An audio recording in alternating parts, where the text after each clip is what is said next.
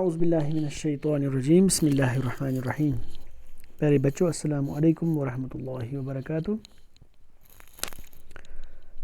हम पढ़ रहे थे इन कल्पना चावला के बारे में, जो एक एस्ट्रोनॉट थी, और इस चैप्टर का नाम है an Indian American woman in space, Kalpana Chawla.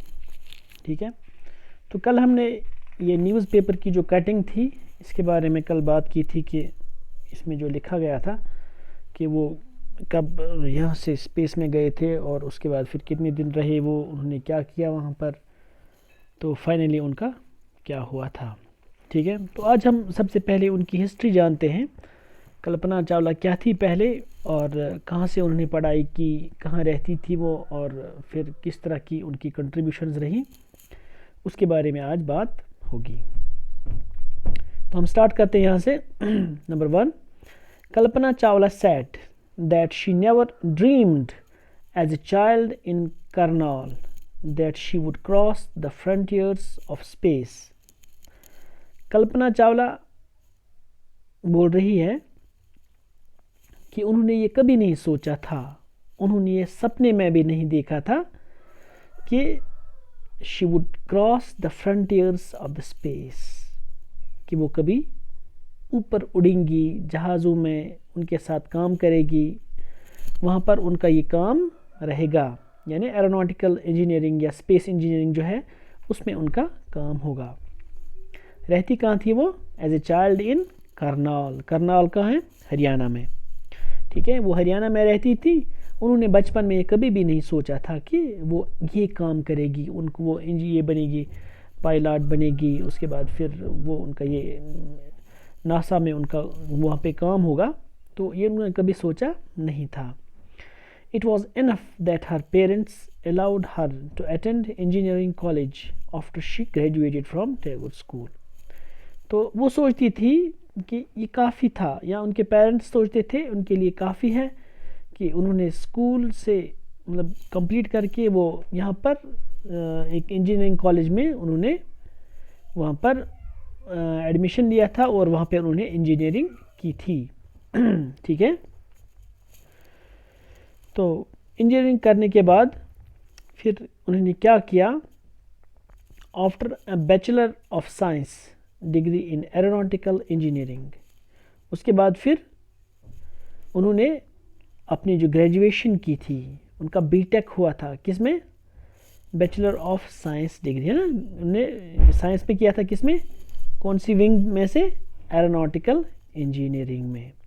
ठीक है, एरोनॉटिकल इंजीनियरिंग कौन सी इंजीनियरिंग होती है? यानी ये वो इंजीनियरिंग होती है जिसमें क्या होता है, जिसमें ये जो मतलब एस्ट्रोनॉट्स होते हैं उनमें ये जो उन्होंने यही स्टडी की होती है, यानी कि ये जो जहाज़ होते हैं इनको कैसे बनाया जाता है, यानी ऊपर जो स्पेस में जाते हैं, या इसी तरह से वहाँ पर जो काम होता है इनको वो कैसे वहाँ पर उनको करना होता है। ठीक है, तो इसी में ये यानी कि वो जो एरोप्लेन्स या हम कहेंगे स्पेस क्राफ्ट जो होते हैं उन्हीं के बारे में, इनको कैसे डिज़ाइन किया जाता है, इनको कैसे बनाया जाता है, और वहाँ पर फिर उनके बारे में की जानकारी होती है। यानी जब भी ऊपर जाते हैं तो वहाँ पर इनका जो एक्सपेरिमेंट्स बाकी चीज़ें भी होती हैं। तो इसमें ये सारा कुछ आता है जिसमें जहाज़ों के सिलसिले में ये चीज़ें, ये इंजीनियरिंग पढ़ाई इसके बारे में की जाती है। Against great opposition from her father, उनके फादर नहीं चाहते थे कि वो एरोनॉटिकल इंजीनियरिंग पढ़े। She went for a masters degree to the United States of America. उसके बाद जब उन्होंने ग्रेजुएशन की तो उसके बाद वो पीजी करने के लिए, यानी पोस्ट ग्रेजुएशन के लिए, मास्टर्स डिग्री के लिए वो कहाँ गए? यूनाइटेड स्टेट्स ऑफ अमेरिका, यानी यूएसए गए वो। ठीक है, अपने पीजी के लिए। She later earned her PhD in aerospace engineering. उसके बाद फिर एमएससी या हम कहेंगे कि मास्टर्स करने के बाद उन्होंने क्या किया? वो फिर उन्होंने पीएचडी किया, यानी डॉक्टर ऑफ फिलॉसफी, है ना। तो इसमें जो मतलब हायर डिग्री जो होती है पीएस मास्टर से, वो उन्होंने की किसमें? एरोस्पेस इंजीनियरिंग में। तो एरोस्पेस इंजीनियरिंग में हम देखेंगे एरोस्पेस इंजीनियरिंग कौन सी इंजीनियरिंग होती है? यानी इसमें भी यही एयरक्राफ्ट जो होते हैं, स्पेस क्राफ्ट जो होते हैं, इनको बनाया जाता है ना। यानी एरोस्पेस में दोनों चीज़ें आ जाती हैं, यानी वो जहाज़ जो ऐसे चलते हैं जो मतलब नॉर्मली चलते हैं, लेकिन इसमें इसके अलावा इसमें वो भी जहाज़ आते हैं जो ऊपर स्पेस में चले जाते हैं, वहाँ पे रिसर्च के लिए। एरोस्पेस में दोनों आते हैं, लेकिन एरोनॉटिकल में क्या आता है, एरोनॉटिकल में सिर्फ ये जहाज़ आते हैं जो नॉर्मली यहाँ पर चलते हैं नीचे, जो स्पेस में ऐसे नहीं जाते हैं, ऊपर जो किसी और प्लेनेट पे या कहीं और जाता होगा उसमें एरोनॉटिक्स नहीं आता है, इसमें एरोस्पेस आता है। यानी एरोस्पेस जो होता है इसमें दोनों आते हैं, इसमें वो ये जो एरोनॉटिक्स जो है ये इसमें ये भी आता है और वो भी इसमें आता है, जो इसमें जो होते हैं स्पेस क्राफ्ट्स या एयरक्राफ्ट जो होते हैं जो ऊपर किस में जाते हैं, वो स्पेस में जाते हैं। ठीक है, या हम ऐसे कह सकते हैं कि एरोस्पेस इंजीनियरिंग जो है इसकी एक ब्रांच है एरोनॉटिकल इंजीनियरिंग। ठीक है हाँ, ऐसे समझ सकते हैं आप इसको अच्छे से। तो फिर उन्होंने वहाँ पर पीएचडी किया यानी यूएसए से। फिर क्या हुआ, Kalpana Chawla was the first Indian American woman astronaut to blast off from the launch pad at Cape Canaveral. तो उसके बाद जो उन्होंने पीएचडी किया, तो कल्पना चावला जो होती हैं ये पहली हिंदुस्तानी खातून थी, यानी इंडियन अमेरिकन, यानी कि सबसे पहले ये इंडिया में पैदा हुई थी, उसके बाद थोड़ी सी पढ़ाई यहाँ भी की थी, उसके बाद वो अमेरिका गए तो वहाँ पर उन्हें पढ़ाई की, तो वहाँ पर उनको सिटीजनशिप मिली थी, तो इसीलिए उनको, मैंने आपको कल भी बोला था, इंडियन अमेरिकन बोला जाता है। तो ये पहली एस्ट्रोनॉट थी, यानी उन्होंने यही इसके बारे में, इन्हीं स्पेस शिप्स के बारे में या स्पेस एयरक्राफ्ट्स के बारे में उन्होंने ये तालीम हासिल की थी।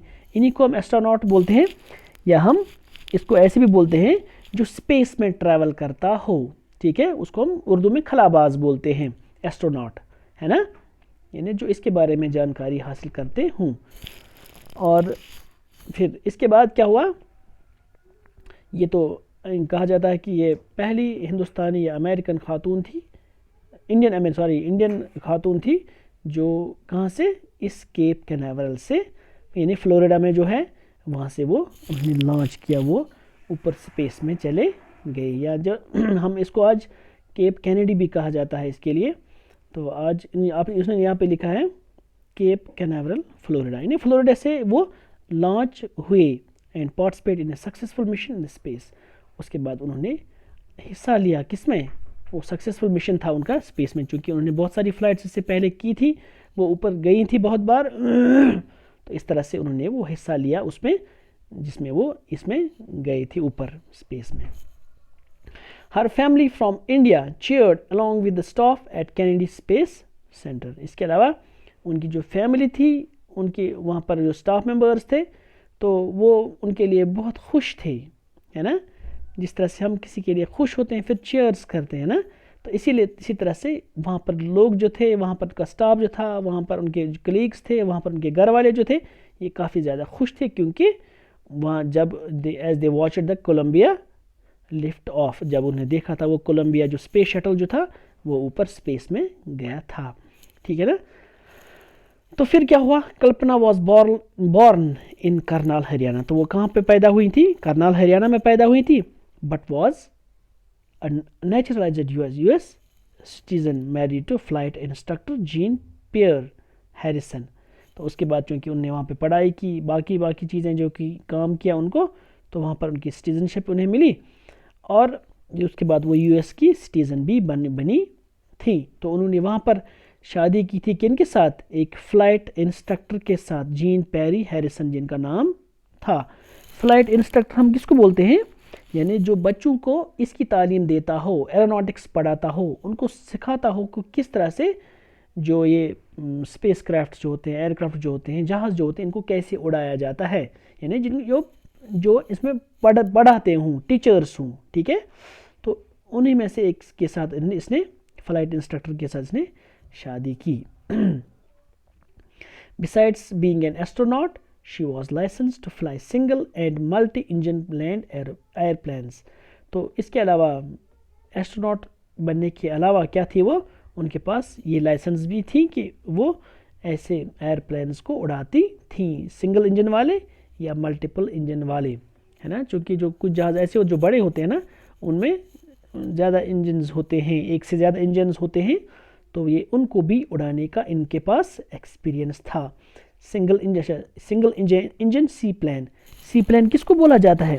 हाँ सी प्लान हम उन एयरक्राफ्ट्स को बोलते हैं जो क्या करते हैं, जो लैंड करते हैं किस पर, लैंड करें या उसमें तैरें, है ना, मतलब स्विम करें, जैसे हम स्विम करते हैं पानी में, और या वो वाटर से ही टेक ऑफ करें, यानी वाटर में ही वो, यानी पानी में वो लैंड भी करते हूँ और वहाँ से टेक ऑफ भी करते हूँ।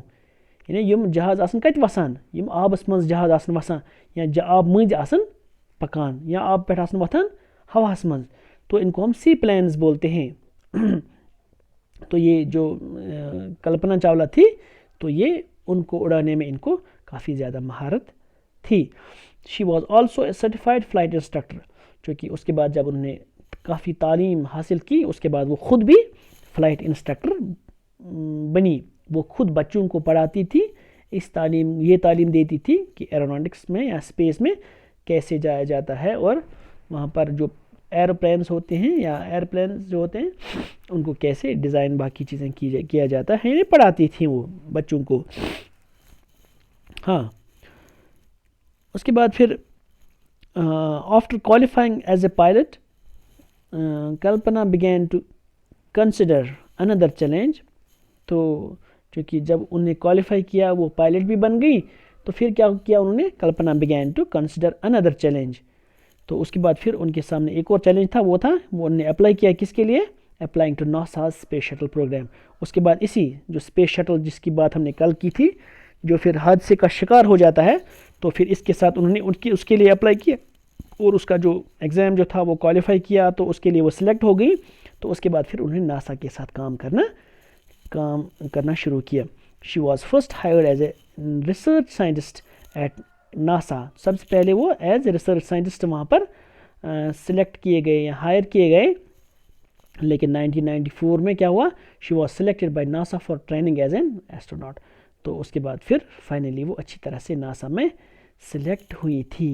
ठीक है, तो वहाँ पर उसके बाद फिर क्या हुआ, तो किस तरह से उन्होंने अपना काम शुरू किया, किस तरह का उन्होंने काम किया आगे, तो हम वो कल देखेंगे। ठीक, तो आज बस इतना ही हम पढ़ते हैं, तो इंशाल्लाह कल इससे आगे बढ़ेंगे हम। आज बस इतना ही पढ़ते हैं, आपसे इजाज़त चाहते हैं। अल्लाह हाफ़िज़।